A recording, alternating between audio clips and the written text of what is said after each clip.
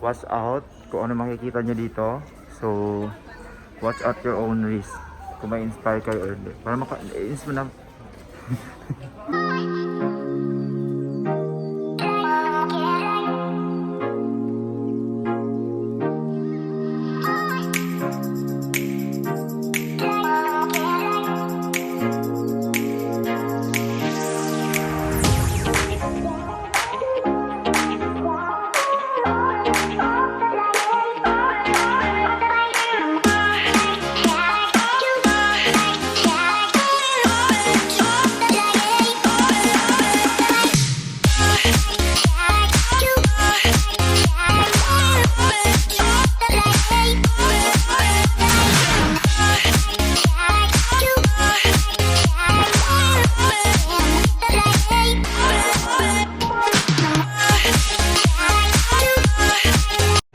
Hey folks, dito tayo ngayon sa IKEA DHAHRAN, Saudi Arabia. So, magbe-breakfast lang kami dito. Tapos at the same time, tingin-tingin na rin kung anong meron dun sa loob mamaya. Okay? So, tingnan nyo na lang po.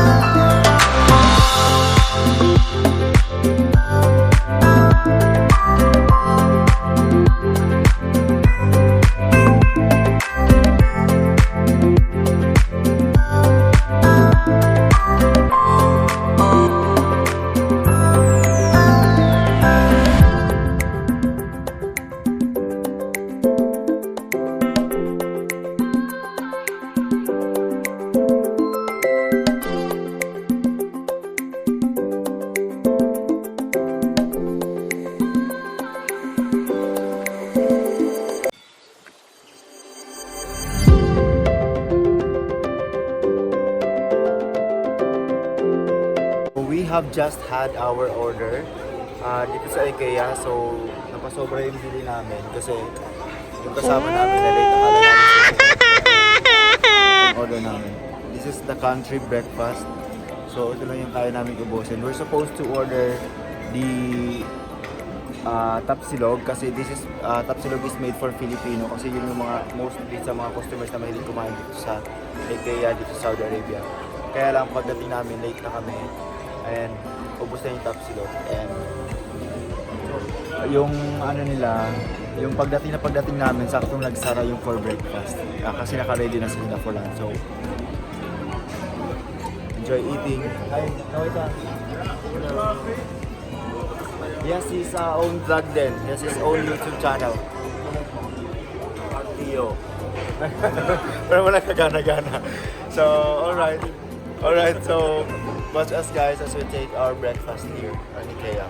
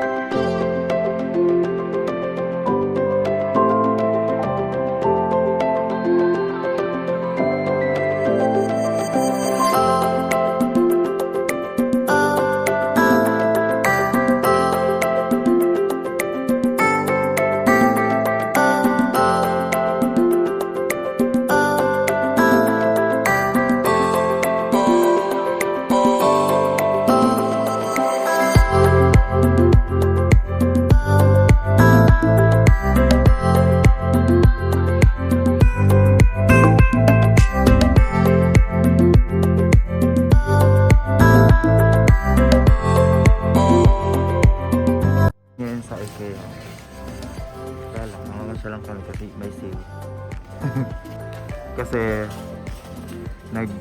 ihahanap lang ako ng idea kung paano mag-ayos ng bahay para dun sa condo. Bahay at saka sa condo. So yun, gusto ko lang magkaroon ng idea. I-research ko lang ideas ko.